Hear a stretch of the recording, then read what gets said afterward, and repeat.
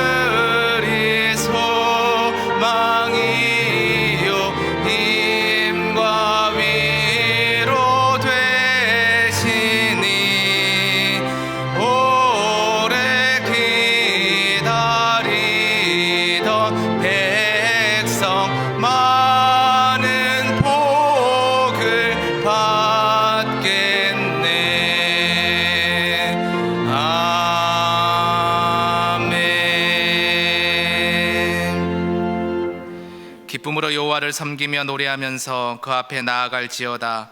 여호와가 우리 하나님이신 줄 너희는 알지어다. 그는 우리를 지으시니요 우리는 그의 것이니 그의 백성이요 그의 기르시는 양이로다. 하나님은 영이시니 예배하는 자가 영과 진리로 예배할지니라. 아멘.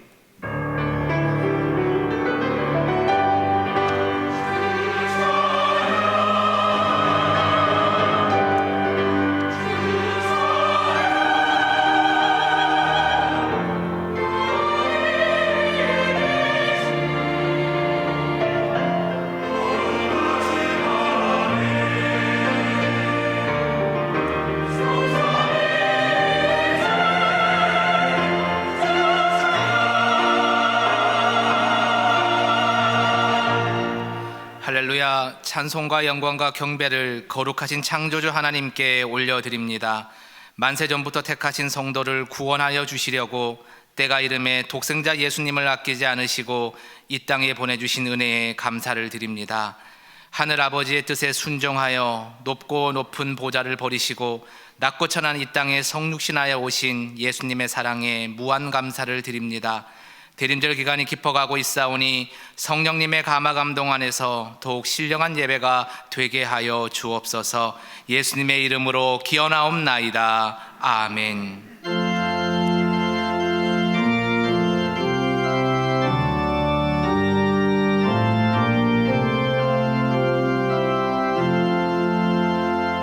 이새의 뿌리에서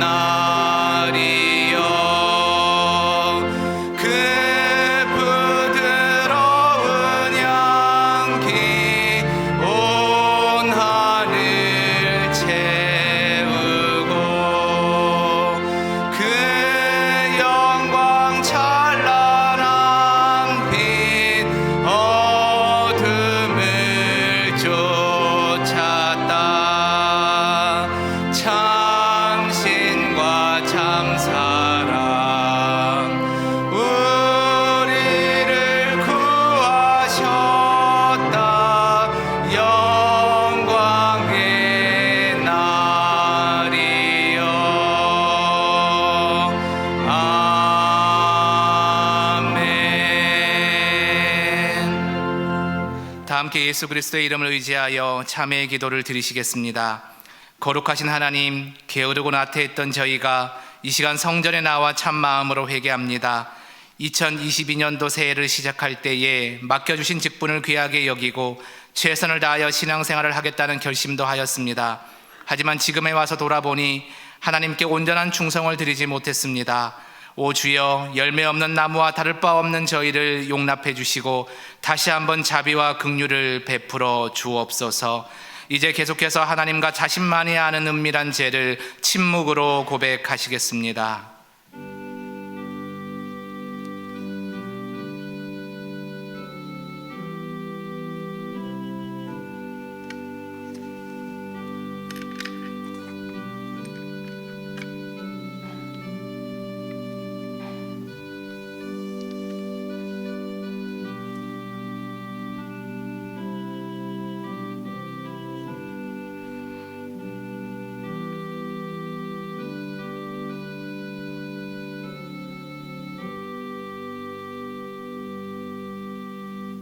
여기 하나님께서 우리에게 주신 용서의 말씀이 있습니다. 하나님께서 구하시는 제사는 상한 심령이라. 하나님이여, 상하고 통회하는 마음을 주께서 멸시하지 아니하시리이다. 그러므로 이제 그리스도 예수 안에 있는 자에게는 결코 정죄함이 없느니라. 아멘. 다 함께 사도신경으로 우리의 신앙을 고백하시겠습니다. 나는 전능하신 아버지 하나님, 천지의 창조주를 믿습니다. 나는 그의 유일하신 아들 우리 주 예수 그리스도를 믿습니다.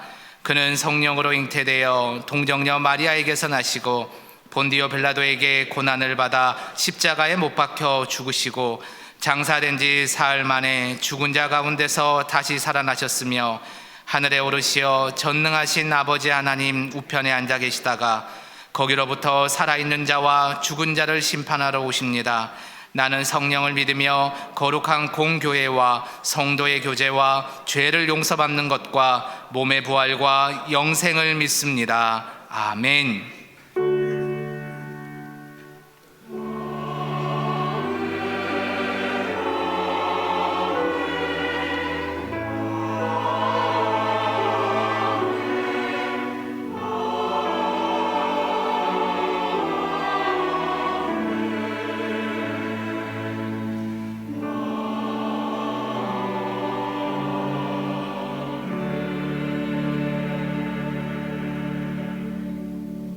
모두 자리에 앉으셔서 성시교독 하시겠습니다. 성시교독은 교독문 117번 구주강림 세 번째 말씀입니다. 광야와 마른 땅이 기뻐하며 사막이 백합화같이 피어 즐거워하며 무성하게 피어 기쁜 노래로 즐거워하며 레바논의 영광과 갈멜과 사론의 아름다움을 얻을 것이라. 그것들이 여호와의 영광 곧 우리 하나님의 아름다움을 보리로다. 너희는 약한 손을 강하게 하며 떨리는 무릎을 굳게 하며 겁내는 자들에게 이르기를 굳세어라, 두려워하지 말라. 보라, 너희 하나님이 오사 보복하시며 갚아주실 것이라. 하나님이 오사 너희를 구하시리라 하라. 그때의 맹인의 눈이 밝을 것이며 못 듣는 사람의 귀가 열릴 것이며 그때 저는 자는 사슴같이 뛸 것이며 말 못하는 자의 혀는 노래하리니 이는 광야에서 물이 솟겠고 사막에서 시내가 흐를 것임이라. 뜨거운 사막이 변하여 못이 될 것이며 메마른 땅이 변하여 원천이 될 것이며 승냥이의 눕던 곳에 풀과 갈대와 부들이 날 것이며 거기에 대로가 있어 그 길을 거룩한 길이라 일컫는 바 되리니 깨끗하지 못한 자는 지나가지 못하겠고 오직 구속함을 입은 자들을 위하여 있게 될 것이라. 아멘. 다 함께 찬송가 143장을 찬송하시겠습니다. 찬송 후 안동국 장로님 기도 인도하심으로 함께 기도하시겠습니다.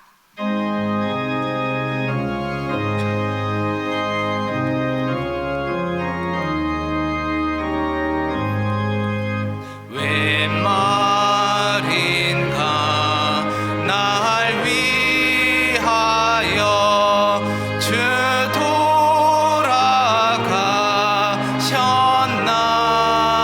이 벌레 같은 날 위하여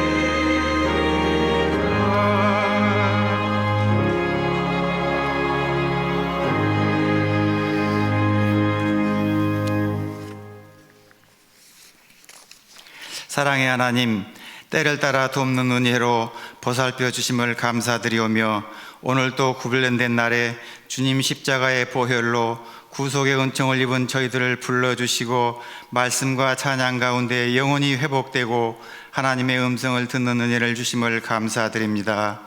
매듭달 12월 대림절 기간의 셋째 주일 예배를 드리오니 기뻐 받아 주시옵소서. 흑암으로 뒤덮인 이 땅에 평화로우신 주님을 찬양합니다. 은혜의 하나님, 성탄절을 기다리는 대림절 기간에 저희들이 진정 준비해야 할 것이 무엇인지 깨닫게 하여 주시옵소서. 주님이 왜 이 땅에 오셔야만 했는지 그 의미를 모르는 세상 사람들처럼 선물만 생각하게 않게 하시고 주님께 영광 돌릴 수 있는 성탄절을 준비하는 저희들이 되게 하여 주시옵소서. 동방의 박사들이 예물을 정성껏 준비하여 주님을 경배하였듯이 저희들도 귀중한 예물을 준비하여 주님을 맞이할 수 있게 하여 주시고 성탄절을 단순히 기뻐하고 축하하는 그것으로 그치지 말고 하나님이 인간의 몸을 입고 이 세상을 구원하시기 위하여 이 땅에 오셨다는 복음을 세상에 널리 증거하고 하나님의 사랑을 이웃들에게 나누는 귀한 절기가 되게 하여 주시옵소서. 환난 중에 만날 큰 도움이 되시는 하나님, 한국 교회가 성경적으로 돌아가 영적 대각성을 통해 다시 한번 부흥하게 하옵소서. 세상이 교회를 조롱하고 비난할지라도 교회가 겸허한 마음과 사랑으로 세상을 품게 하소서. 세상의 아픔을 겸손히 돌보며 신령한 성령의 공동체로 선으로 악을 이기게 하소서. 이 땅의 정치적인 혼란이 사라지고 경제적인 풍요와 안정을 허락하시어 사랑하는 성도들의 가정과 일터가 위기를 기회로 절망을 희망으로 바꾸시는 역전의 하나님이심을 바라보며 믿음으로 상처와 아픔이 치유되어 다시 회복되는 은혜로 복된 삶을 살아가게 하여 주시옵소서. 이 나라의 흥망성쇠가 주님의 섭리 가운데 있음을 믿사오니 믿음의 백성들의 기도를 응답하여 주시어 이 나라의 모든 분야에서 공정과 상식과 법치가 바로 세워지고 화해와 사랑으로 통합되어 평화의 나라가 되게 하여 주시옵소서. 거룩한 주일 하나님과 교회를 위해 보이지 않는 곳에서 수고하는 모든 성도들의 손길을 기억하여 주시고 저희들의 삶에 주님의 역사가 넘쳐나게 하여 주시옵소서. 이 시간 담임 목사님을 통하여 선포되는 권능의 말씀이 저희들 믿음 생활 여정의 이정표가 되게 하여 주시옵소서. 이 예배를 위하여 찬양으로 영광 돌리는 베들레헴 찬양대의 찬양을 기쁘게 받아주시고 찬양대와 더불어 저희 모두가 함께 주님을 찬양하게 하여 주시옵소서.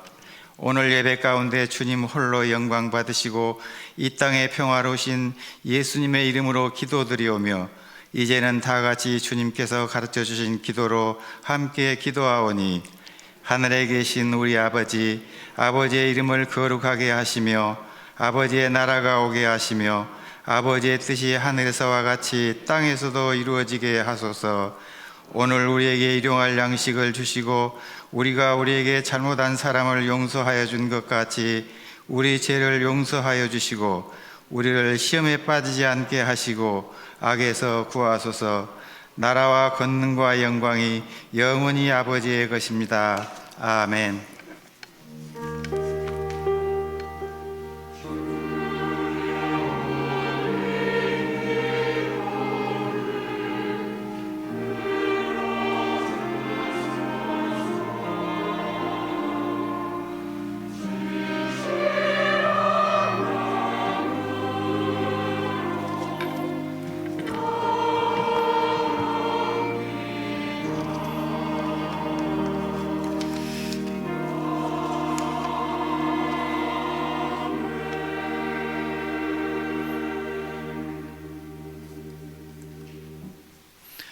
할렐루야. 저희 중에 나오신 성도님들을 환영하고 축복합니다. 교회의 소식 나누겠습니다. 대림절 셋째 주 주간을 맞이했습니다. 남은 대림절 기간에도 복음으로 오신 예수님을 만나시고 대면하신 그런 귀한 은혜의 시간 가질 수 있기를 소망합니다. 하반기 유아 세례 오늘까지 신청 받습니다. 성탄 예배가 이번에는 이제 주일과 같이 드리게 되죠. 그래서 주일 1, 2, 3, 4부 예배 시에 주일 예배 또 성탄 예배 같이 이렇게 드리게 됩니다. 성탄 감사 예물은 예배당 입구에 비치된 별도의 예물함에 봉헌하도록 하겠습니다. 모임 안내입니다. 기관장 회의, 기관장 모임이 오늘 오후 2시 30분에 교육관 1층 중등부실에서 있습니다. 내년도 목회 방향을 놓고 함께 또 나누고 기도하는 시간 가지려고 합니다. 해당되시는 모든 기관장들께서는 또 함께 해주시기를 부탁드립니다. 주보에는 나가지는 못했는데요. 장학회 모임, 추가 모임 안내입니다. 장학회 모임이 오늘 오후 1시 20분 고등부실에서 모입니다. 정기 재직회가 다음 주일 18일 찬양 예배 후에 본당에서 있습니다. 교재 아닙니다. 요람 작업 중에 있습니다. 혹시 변경 및 추가할 사항이 있으면 사무실로 연락해 주시기 바랍니다. 떡 제공 광고인데요. 이교구 17구역 박래철 집사님, 김영자 육권사님, 아들 신여 형제 결혼 예식 어제 잘 마쳐서 하나님 은혜에 감사해서 떡을 대접합니다. 더 맛있게 드시고 새롭게 세워진 가정을 위해서 축복해 주시기 바랍니다. 우리 옆에 분들과 인사를 나누겠습니다. 오늘 말씀의 제목이 하나님이 기뻐하시는 온전한 예배입니다. 그래서 이렇게 인사했으면 좋겠습니다. 하나님이 기뻐하시는 온전한 예배를 드리시기 바랍니다.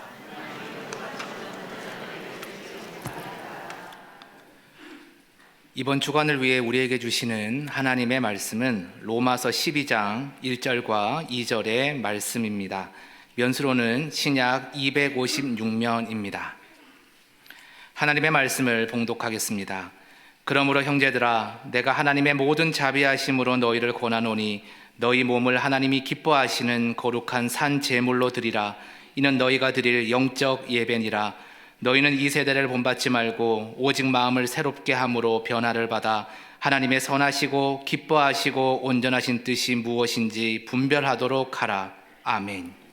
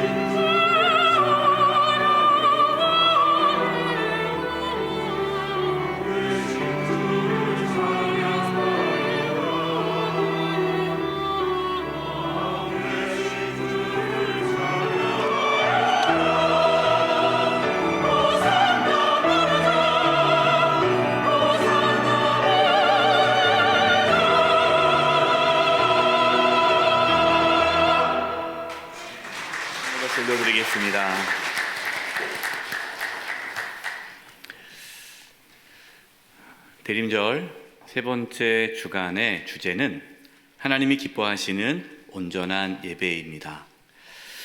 여러분, 하나님이 기뻐하시는 온전한 예배는 어떤 예배일까요?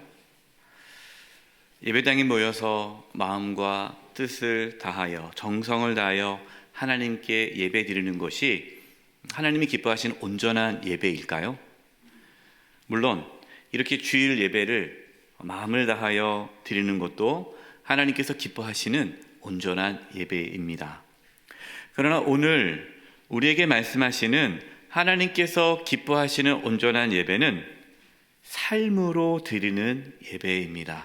우리의 가정과 직장과 우리가 세상 속에서 살아가는 그 삶 속에서 드려지는 예배를 오늘 말씀하십니다. 한국 리서치에서요 2022년 종교 인식 조사를 발표했습니다. 매년 주요 종교 호감도 점수를 매기고 또 부정적 평가 점수를 매기는데 올해 불교가 1등으로 47점을 받았고요. 2위가 천주교로 45점을 받았고 우리 개신교가 3등으로 31점을 받았습니다. 더 충격적인 것은 부정적인 평가 점수예요. 불교는 35점, 천주교는 37점, 개신교는 무려 62점입니다. 이 말은 뭐냐면 100명의 국민들에게 설문조사를 했는데 100명 중에 62명이 개신교에 대해서 부정적으로 생각한다라고 체크했다라는 겁니다.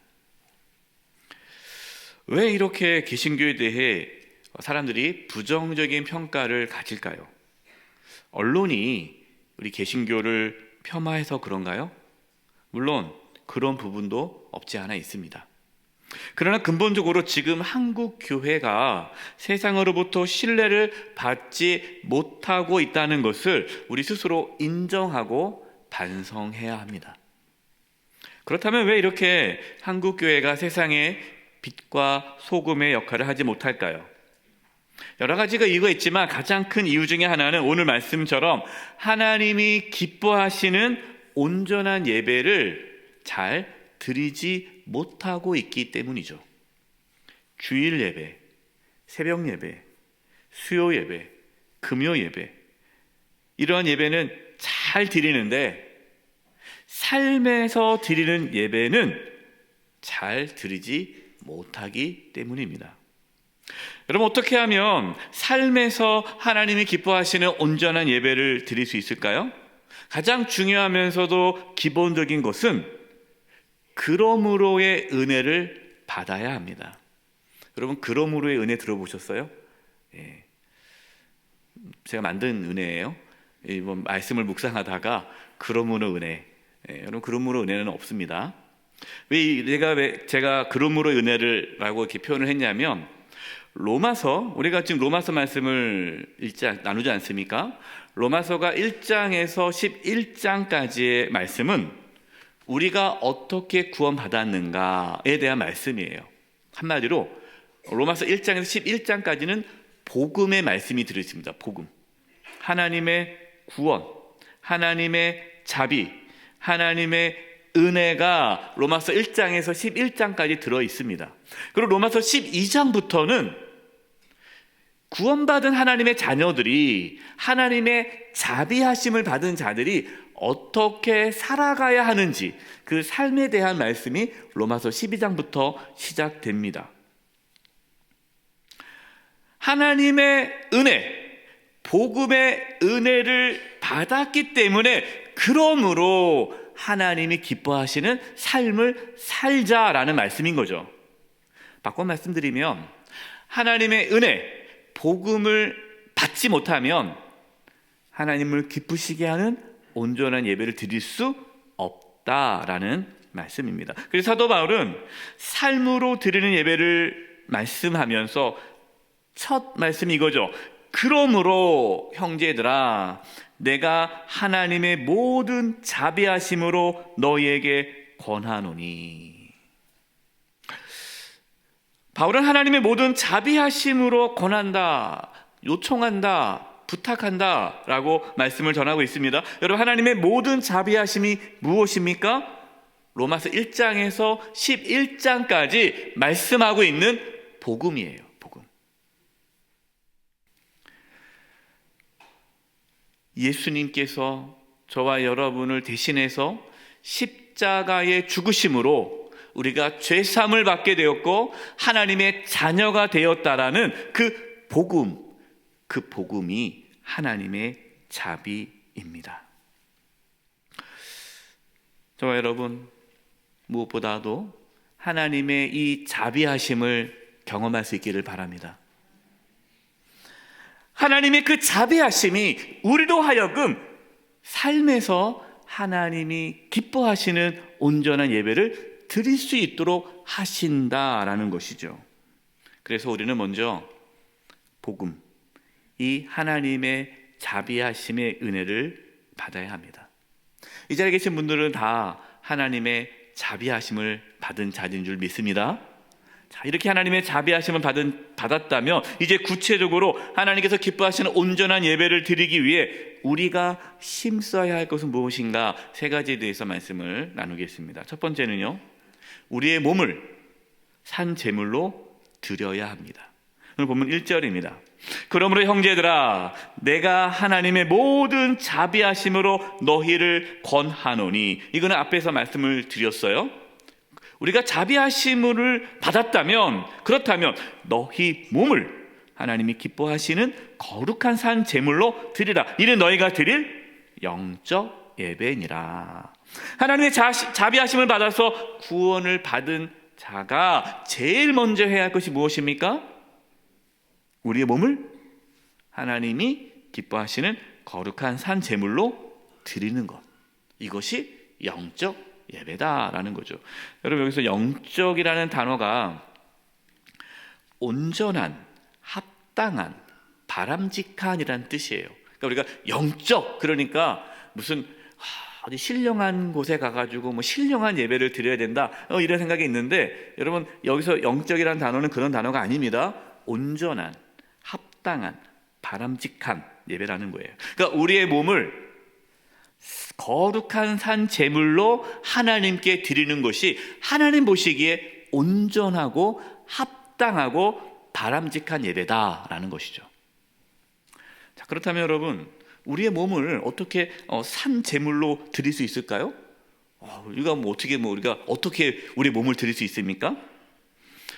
초대 교부였던 요한 크리소스톰, 이분이 몸을 산 제사로 드린다는 것에 대해서 이렇게 말씀을 했어요. 제가 읽어드리겠습니다.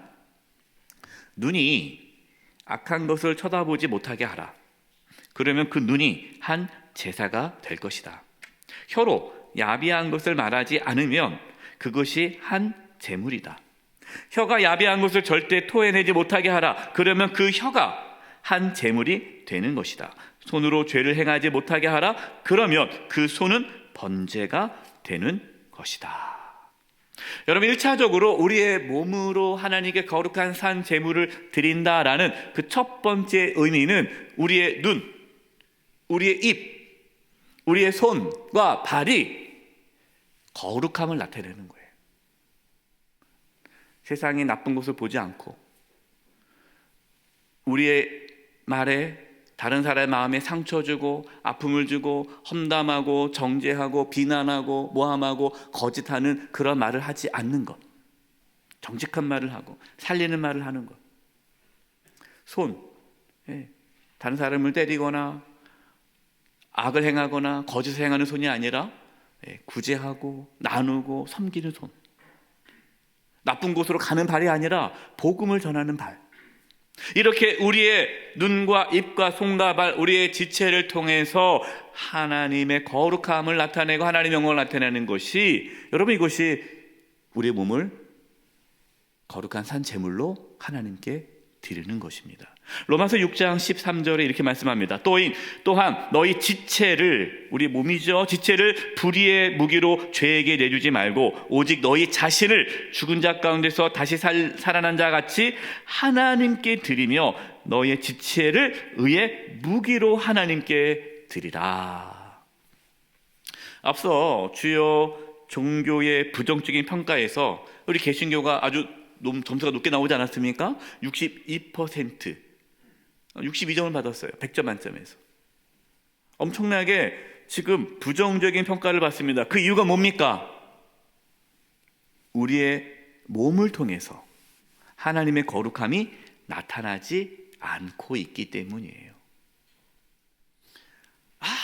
교회 다니는 사람들이 거짓말을 너무 잘해. 뭐 내가 저기 보니까 저 교회는 맨날 싸워. 그러니까 교회가 삶으로 거룩한 모습을 보이지 못하는 거예요. 전 노회장이시고 장로님 여기 앉아 계시는데 저랑 우리 장로님 얘기하는데 장로님 그러시는 거예요. 목사님, 제가 노회장으로서 여러 개 이렇게 다니고 한국교회 여러 개를 봤는데 정말 너무너무 마음이 아프다는 거예요. 우리 교회 같이 좋은 교회가 없다는 거예요. 지금 우리 교회를 자랑하려고 말씀드리는 것이 아니라 그만큼 한국 교회가 서로 싸우고 막 분쟁이 있고 뭐 평안한 교회가 없다는 거예요. 여러분 그 세상 사람 다 봅니다. 다 봐요. 그러니까 너희들이 그렇게 뭐 서로 사랑하십시오, 뭐 사랑합니다 하지만 실제로는 그 삶에서는 그렇지 않다는 거죠. 가정에서, 직장에서, 사회에서, 자신의 삶의 자리에서 우리의 모습이 전혀 거룩하지 않다는 것이죠. 고린도전서 6장 19절에서 20절입니다. 너희 몸은 너희가 하나님께로부터 받은 바 너희 가운데 계신 성령의 전인 줄 알지 못하느냐? 너희는 너희 자신의 것이 아니라 값으로 산 것이 되었으니 그런즉 너희 몸으로 하나님께 영광을 돌리라. 아멘. 여러분 이 말씀 믿으십니까? 여러분 우리는 우리 것이 아닙니다. 우리 누구 겁니까? 하나님 거예요. 우리가 예수 그리스도의 피값으로 우리는 이미 주님 것이 되었어요. 내 게 아니에요. 그렇기 때문에 우리의 몸을 우리를 위해서 사는 것이 아니라 하나님께서 기뻐하시는 일을 하는데 사용해야 합니다. 우리의 말과 행동이 하나님께 영광이 되어지는 것, 여러분 이것이 하나님 기뻐하시는 온전한 예배다라는 것이에요. 종교개혁자 존 칼빈이 이렇게 말씀을 전했어요. 몸을 드린다는 것은 우리의 가죽과 뼈만을 의미하는 것이 아니라 우리를 구성하고 있는 전체를 의미한다. 우리의 육신적인 몸뿐만 아니라 우리의 시간, 우리의 물질, 우리의 재능, 우리 전부를 하나님께 드리는 것, 여러분 이것이 하나님께서 기뻐하시는 온전한 예배예요. 여러분 지금 하나님께 일부만 드리십니까? 아니면 전부를 드리십니까?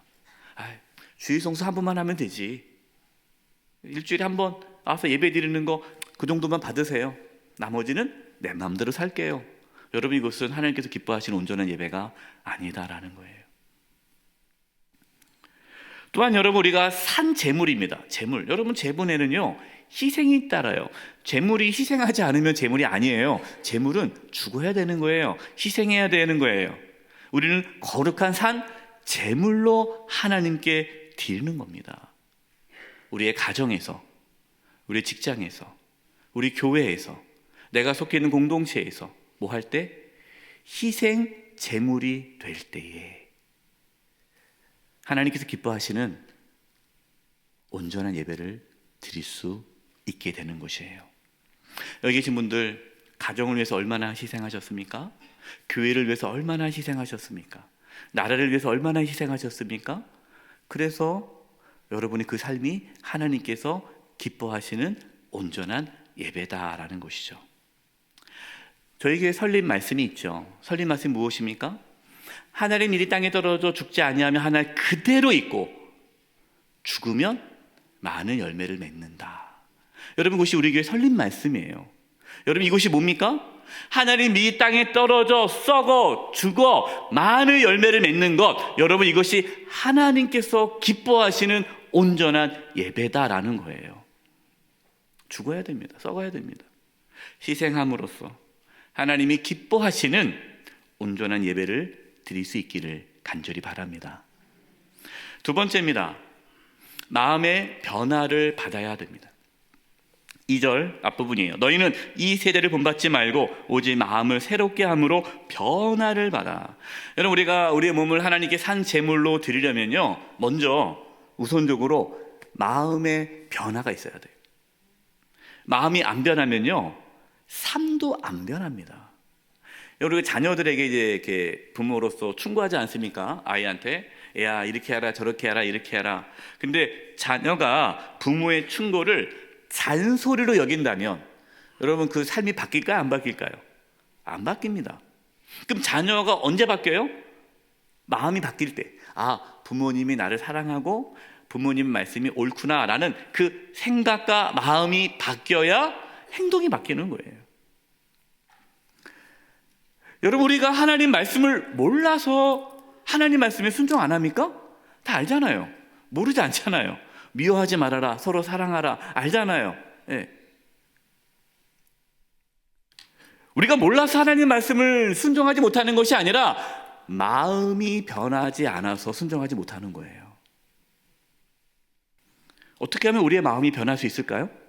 막 이를 악물고 결심하고 결단하면은 마음이 바뀝니까? 네, 그렇지 않습니다. 물론 노력을 해야죠. 그렇다고 뭐 그냥 가만히 있으면 안 되겠지만, 그러나 오늘 말씀에서, 여러분 오늘 2절 말씀에 이 세대를 본받지 말고 오직 마음을 새롭게 하라라고 말씀하셨습니까? 새롭게 함으로 변화를 받으라고 했습니까? 변화를 받으라. 우리가 스스로 변화하는 게 아니라 변화를 받는 거예요. 수동태 받는 거예요. 어떻게 하면 우리의 마음의 변화를 받을 수 있을까요? 앞에서 말씀드렸던 하나님의 자비하심을 받을 때에 우리의 마음이 변화됩니다. 복음의 은혜를 경험할 때에 우리의 마음이 변화됩니다. 고린도후서 5장 17절입니다. 중요한 말씀이니 같이 한번 읽어보겠습니다. 시작. 그런즉 누구든지 그리스도 안에 있으면 새로운 피조물이라. 이전 것은 지나갔으니 보라 새 것이 되었도다. 아멘. 누가 그러더라고요. 아, 목사님, 사람은 안 변합니다. 여러분, 그 말에 동의하십니까? 세상 사람들은 그렇게 얘기해요. 아유, 안 변해. 사람은 안 변해. 안 변하니까 포기해. 그냥 받아들여. 자꾸 바꾸려고 하지 마. 안 바뀌어. 여러분, 이것이 맞을까요? 틀릴까요? 맞아요. 여러분, 사람은 안 바뀝니다. 절대 안 바뀝니다. 오직 예수 그리스도 안에 있을 때만 바뀝니다. 예수님만이 바꾸실 수 있으십니다. 그가 누구든지, 그가 어떤 사람이든지 예수 안에 있으면, 복음 안에 있으면 바뀝니다. 왜 바뀔까요? 마음이 바뀌니까. 마음이 바뀌니까 삶이 바뀌는 거예요. 에베소 4장 22, 24절입니다. 너희는 유혹의 욕심을 따라 썩어져가는 구습을 따르는 옛사람을 벗어버리고. 여기서요, 욕심을 따라 썩어져가는 구습이 뭐죠? 이 세대를 본받지 말고, 이 세대예요. 이 세대, 악한 세대, 세상적인 세대. 오직 너희 심령이 새롭게 되어 하나님을 따라 의와 진리의 거룩함으로 지으심을 받은 새 사람을 뭐하라? 입으라. 내가 새 사람이 되는 게 아닙니다. 내 마음이, 내가 스스로, 내 심령이 새로워지는 게 아니라 새롭게 되어지는 거예요. 여러분, 우리가 하나님께서 기뻐하시는 온전한 예배를 드리려면 이 세대를 본받아서는 안 돼요. 이 세상의 삶의 방식을 따라서는 안 됩니다. 마음이 새롭게 돼야 돼요. 성령님께서 우리 안에 오시면 성령님이 우리의 마음을 새롭게 합니다. 물이 포도주가 되듯이 예수님은 우리를 바꾸십니다. 이 세대를 본받지 말라라고 하니까, 아, 그러면 우리는 이제는 이 세상을 떠나서 우리끼리 살아야 되지 않겠는가 생각을 하죠. 그래서 예전에 수도원이라는 게 있었습니다. 이 세상을 떠나서 수도원에서 우리끼리만 그냥 열심히 사는 거예요. 네, 세상을 본받으면 안 되니까. 여러분, 이것은 잘못된 신앙의 방향입니다. 요한복음 17장 16절에 18절에 예수님께서 하나님께 기도하는 내용이 나옵니다. 예수님이 이렇게 기도하셨어요. 내가 세상에 속하지 아니함 같이 그들도 세상에 속하지 아니하였사옵나이다. 예수님이 세상에 계셨지만 세상에 속하지 않으셨다라는 거죠. 제자들도 세상에 속하지 않기를 기도하는 겁니다. 17절, 그들을 진리로 거룩하게 하옵소서. 아버지의 말씀은 진리니이다. 어떻게 세상 속에 살지만 세상적으로 살아가지 않을까요? 하나님의 말씀으로 거룩해진다는 거죠. 18절입니다. 아버지께서 나를 세상에 보내신 것 같이 나도 그들을 세상에 보내었고.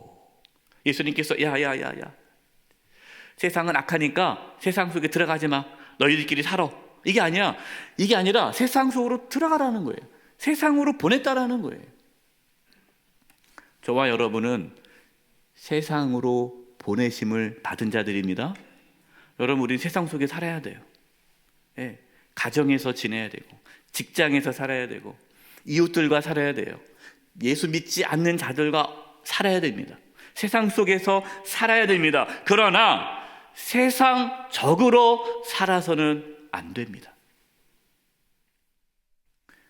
그런데 교회를 다녀도요, 여전히 세상적으로 살아가는 분들이 있어요.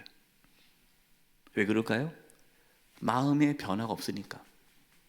교회는 다니는데 마음의 변화가 없으니까 그냥 세상 사람들처럼 똑같이 살아가는 거예요. 아직 예수님을 믿지 않은 거죠. 십자가의 은혜를 경험하지 못한 겁니다. 고린도후서 5장 15절이에요. 그가 모든 사람을 대신하여 죽으심은 살아있는 자들로 하여금 다시는 그들 자신을 위하여 살지 않고 오직 그들을 대신하여 죽었다가 다시 살아나신 이를 위하여 살게 하려 함이라. 그가 누굽니까? 예수님. 예수님이 모든 사람을 대신하여 죽으심은 살아있는 자들로 하여금, 우리로 하여금 다시는 그들 자신, 우리 자신을 위해 살지 않고 오직 그들을 대신하여 죽었다가 다시 살아나시니 예수님을 위하여 살게 하려 함이라. 여러분, 질문을 던져보겠습니다. 중요한 질문이에요. 여러분, 주님을 위해 살고 싶은 마음이 있으십니까? 그 마음이 있는 분들은요, 마음의 변화를 받으신 거예요. 목사님, 저는 주님을 위해 살고 싶지 않은데요? 그럼 아직 마음의 변화가 오지 않은 겁니다. 아직 예수님을 만나지 못한 거예요. 아직 하나님의 자비하심을 경험하지 못한 거예요. 아직 복음을 모르시는 거예요. 그러나 십자가의 은혜를 알면, 예수님의 사랑을 알면, 복음을 알면, 하나님의 자비하심을 알면 마음의 변화를 받아 주님을 위해 살고 싶은 마음을 갖게 되는 것입니다. 저와 여러분 가운데 복음의 능력으로 마음의 변화를 받아 주님을 위해 살고 싶은 마음이 있기를 간절히 바랍니다. 마지막 세 번째입니다. 하나님의 뜻을 분별해야 합니다. 2절 뒷부분이에요. 하나님의 선하시고 기뻐하시고 온전한 뜻이 무엇인지 분별하도록 하라. 하나님의 뜻을 분별하지 못하면, 여러분, 하나님의 뜻을 모르는데 어떻게 하나님을 기쁘시게 하는 삶을 살 수 있겠어요? 그러니까 하나님을 기쁘시게 하려면 하나님의 뜻을 알아야죠. 근데 하나님의 뜻을 분별하려면 먼저 우리는 어떠한 믿음이 있어야 될까요? 하나님의 뜻이 선하고 기쁘고 온전하다는 것을 믿을 수 있어야 합니다. 왜 우리는 하나님의 뜻보다 우리 자신의 뜻을 따르려고 할까요? 한번 잘 생각해 보세요. 왜 우리는 하나님의 뜻보다 자신의 뜻을 따르려고 할까요? 그것이 더 좋아 보이기 때문에 그래요. 하나님의 뜻을 따르면 손해보는 것 같고, 하나님의 뜻을 따르면 내가 희생해야 될 것 같고, 내가 행복하지 않을 것 같고, 그냥 내 마음대로, 내 뜻대로 살아야 뭔가 이익이 될 것 같고 나에게 유익할 것 같은 그러한 막연한 생각이 있는데, 여러분, 그것이 아니라는 거죠. 만약에 우리가 우리 자신의 뜻보다 하나님의 뜻이 더 선하고 기쁘고 온전하다는 것을 믿는다면 우리는 하나님의 뜻을 구하게 되어 있어요. 자신의 뜻을 하나님의 뜻이라고 여러분 속이지 마시기 바랍니다. 적지 않은 분들이 자기가 하고 싶은 것을 하나님의 뜻이라고 우겨면서 그렇게 해요. 분별할 수 있어야 돼요. 그러려면요, 우리의 삶의 기준이 있지 않습니까? 삶의 기준이라는 것은 우리가 어떤 걸 선택할 때에 자신이 그 삶의 기준이 되면 안 돼요. 선택 기준이 되면 안 되고 하나님이 되어야 됩니다. 하나님. 여러분, 우리가 살아가면서 모든 걸 선택하지 않습니까? 그때마다 하나님이 기준이 돼야 돼요. 하나님께서 이걸 원하실까 원하지 않으실까? 하나님께서 이것을 하기를 원하실까 하지 말라고 하실까? 내가 아니라 하나님이. 하나님의 뜻을 분별하려면요, 하나님의 말씀을 기준으로 삼아야 되는 거예요. 하나님께서는 하나님의 뜻을 하나님 말씀을 통하여 우리에게 보여주시기 때문이죠. 우리가 대림절 기간 동안에 하나님 말씀을 묵상하는 데 힘쓰지 않습니까? 28일 동안에 우리가 하나님 말씀을 더 묵상하고 나누고 기도하자고 한 이유가 무엇이에요? 하나님의 뜻을 분별하기 위해서예요. 여러분, 우리가 하나님의 뜻을 분별하는 이유는요, 하나님 말씀이 이런 뜻이구나 라고 깨닫는 그 만족감을 얻기 위해서 우리가 하나님 뜻을 깨닫는 게 아니에요. 어떤 분들은 하나님 말씀을 깨닫는 그것만 좋아하시는 분들이 있는데, 여러분, 그것이 우리의 목적이 아닙니다. 영적인 만족감이 아니라 실제로 우리의 삶에서 하나님을 기쁘시게 하는 예배, 나의 몸을 산 제물로 하나님께 드리기 위해 우리는 하나님의 뜻을 깨닫기 위해 애쓰는 거예요. 이제 말씀을 마무리하겠습니다. 말씀을 묵상하고 준비하면서 찬송가 149장 주 달려 죽은 십자가라는 찬양이 떠올랐습니다. 1절에 이러한 가사예요. 주 달려 죽은 십자가. 여러분, 주 달려 죽은 십자가가 하나님의 자비하심이죠.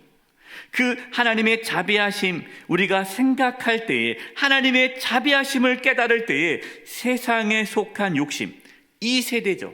이 세대를 본받지 말라. 이 세상적인 삶의 모습, 헛된 줄 알고 버리네. 여러분, 주의 자비하심, 주 달려 죽은 십자가를 모르면 세상을 버릴 수가 없어요. 세상적인 삶을 포기하지 못해요. 4절에 이런 가사가 있습니다. 온 세상 만물 가져도 주 은혜 못 다 갚겠네. 놀라운 사랑 받은 나 어떻게 한다고요? 몸으로 재물 삼겠네. 여러분, 이것이 하나님께서 기뻐하시는 온전한 예배다라는 거예요. 우리 성도들 중에요, 하나님의 놀라운 사랑을 받아서 정말 자신의 몸을 산 제물로 드리시는 분들이 참 많이 계십니다. 경제적으로 어려운 가운데서도요, 열심히 이렇게 모으셔가지고 어려운 이웃들, 어려운 성도들을 위해서 내어놓으신 분들이 적지 않으세요. 정말 자신의 시간과 자신의 물질과 자신의 재능을 그냥 온전히 하나님께 드리는 분들이 적지 않습니다. 여러분, 우리 영세교회가 어떻게 여기까지 이렇게 성장할 수 있었을까요? 저절로 되지 않습니다. 몸으로 산 제물 드렸던 수많은 성도들이 있었기 때문에 여러분, 우리 영세교회가 이렇게 아름다운 교회로 세워진 거예요. 자신의 몸을 산 제물로 하나님께 드리는 성도는요, 날마다 자신의 몸을 쳐서 하나님께 복종합니다. 날마다 자기를 부인하고 자기 십자가를 지고 예수님을 따릅니다. 하나님께서 우리에게 말씀하시는 온전한 예배는 마음의 변화를 받아 하나님의 뜻을 분별하여 자신의 몸을 산 제물로 하나님께 드리는 그 삶의 예배입니다. 하나님께 자신의 몸을 산 제물로 드리기 위해 날마다 하나님의 말씀을 묵상하시기를 바랍니다. 여러분, 가정에서, 직장에서, 교회에서, 세상 속에서 희생 제물로 살아갈 수 있기를 바랍니다. 여러분, 손해 보십시오. 양보하십시오. 희생하십시오. 더 섬기십시오. 하늘의 밀이 땅에 떨어져 죽어 많은 열매를 맺듯이 우리 자신이 썩고 죽는 삶을 살아감으로 하나님께서 기뻐하시는 온전한 예배를 드릴 수 있기를 간절히 축원드립니다. 이제 우리 합심해서 기도하겠습니다. 하나님, 우리에게는 그러한 힘이 없습니다. 우리에게 하나님의 자비하심을 부어 주시옵소서. 그 십자가의 은혜를 깊이 깨닫기를 원합니다. 십자가에 달리신 그 예수님의 그 사랑, 저희가 그 복음을 깊이 깨달아 그러므로 하나님께서 기뻐하시는 온전한 예배를 드릴 수 있게 해주시옵소서. 내 몸을 산제물로 하나님께 드리기를 원합니다. 나의 전부를 드리기를 원합니다. 우리의 가정과 또 직장과 세상과 교회와 우리가 속해 있는 그러한 공동체 속에서 삶으로 하나님께서 기뻐하시는 온전한 예배를 드리게 하여 주시옵소서. 우리 교회가 하나님께서 기뻐하는 교회가 되고 한국 교회가, 한국에 있는 모든 성도들이 하나님께 온전한 예배를 드릴 수 있게 해 주시옵소서. 다 같이 합심해서 기도하며 나가겠습니다. 기도드리겠습니다. 사랑을 많으신 하나님 아버지, 참으로 감사를 드립니다. 하나님 아버지, 저희들을 위하여 죽기까지 사랑하여 주시고 그 은혜로 저희들을 품어주시고 늘 함께하여 주시니 참으로 감사를 드립니다. 저희들이 그 은혜에 힘입어 하나님의 그 자비하심에 힘입어 저희들이 온전한 예배로 주님 앞에 나아가길 원하오니 하나님의 능력을 부어주시고 하나님의 권능으로 저희들의 삶을 충만하여 주시옵소서. 저희들이 온전히 산 제물로 하나님 앞에 드려지길 원하오니 성령 하나님께서 저희들을 아버지 기억하여 주시사 아버지 저희들이 변화되어지는 놀라운 삶을 살아갈 수 있도록 주께서 능력을 더하시고 권능을 더하여 주시옵소서. 무엇보다 아버지 저희들이 삶 가운데서 변화되어지길 원합니다. 생각이 변화되어지고 마음이 변화되어지고 아버지 정말로 삶이 변화되어지므로 온전히 산 제물로 주님 앞에 드려지길 원하오니 저희들과 함께하여 주시옵소서. 하나님 아버지, 저희들이 하나님께서 기뻐하시는 온전한 예배를 드릴 수 있도록 우리 가운데에 날마다 하나님의 자비하심을 부어 주시옵소서. 십자가의 은혜를 깨닫게 해주시고 복음의 능력을 경험하여 날마다 우리의 몸을 하나님께 거룩한 산 제물로 드리며 살게 하여 주시옵소서. 우리가 희생 제물로 말미암아 우리의 가정이, 우리의 직장이, 우리의 사회가, 이 나라가, 교회가, 한국 교회가 새로워지고 열매 맺는 그 놀라운 일이 일어나게 하여 주시옵소서. 예수님의 이름으로 기도드립니다. 아멘. 다 함께 찬송가 149장을 찬송하시겠습니다. 4절 찬송하시면서 하나님께 봉헌하시겠습니다.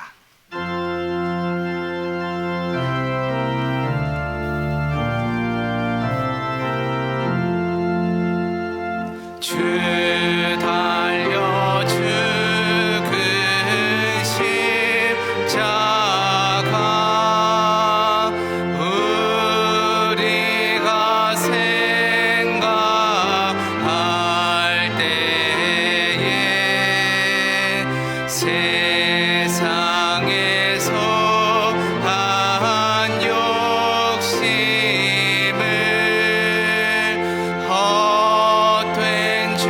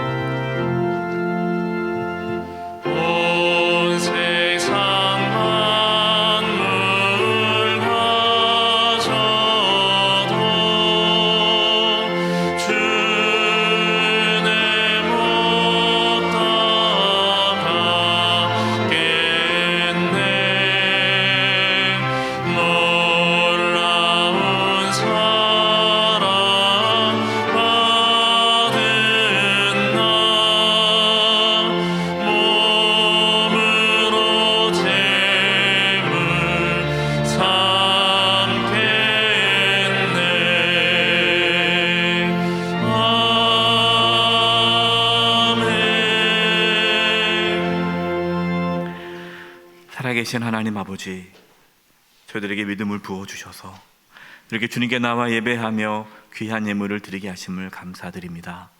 저희가 드리는 이 예물을 기뻐 받아주시고 하나님의 영광을 위하여 사용하여 주시옵소서. 몸이 연약한 성도들이 있습니다. 이 시간 찾아가서 치료해 주시되 몸 안에 있는 모든 암세포들이 다 사라지게 도와주시고 연약한 몸의 기관들이 정상이 되도록 이 시간 깨끗하게 치료하여 주시옵소서. 우리 성도님들의 직장과 사업장 하고 있는 모든 일들 가운데 하나님 함께 해주셔서 어려움이 없게 해주시고 또 이 땅에 살아가면서 필요한 모든 것들을 하나님이 친히 공급하여 주시옵소서. 이제 사랑하는 성도님들, 세상 속으로 들어갑니다. 세상 속에 살지만 세상적으로 살아가지 않도록 성령의 충만함을 더하여 주시고 삶에서 하나님께서 기뻐하시는 온전한 예배를 드릴 수 있도록 역사하여 주시옵소서. 인생의 여러 가지 고난과 환난과 역경 가운데서도 능히 승리케 하여 주시고 주님과 동행하게 하여 주시옵소서. 우크라이나 땅 가운데 전쟁이 종식되게 도와주시고 대한민국을 안전하게 지켜주시고 다시 이 땅 가운데 전쟁의 아픔이 찾아오지 않도록 대한민국의 안보를 지켜 주시옵소서. 정치, 경제, 사회, 문화 모든 영역의 하나님의 통치와 다스림이 있게 해주시고 한국교회가 다시금 복음으로 바르게 세워짐으로 빛과 소금 역할을 감당케 하여 주시옵소서. 대림절 기간을 보내고 있습니다. 복음으로 오신 예수님을 만나고 우리의 삶에 놀라운 변화가 있게 하여 주시옵소서. 한 주간의 삶을 주님께 의탁드리옵고 예수님의 이름으로 기도드립니다. 아멘.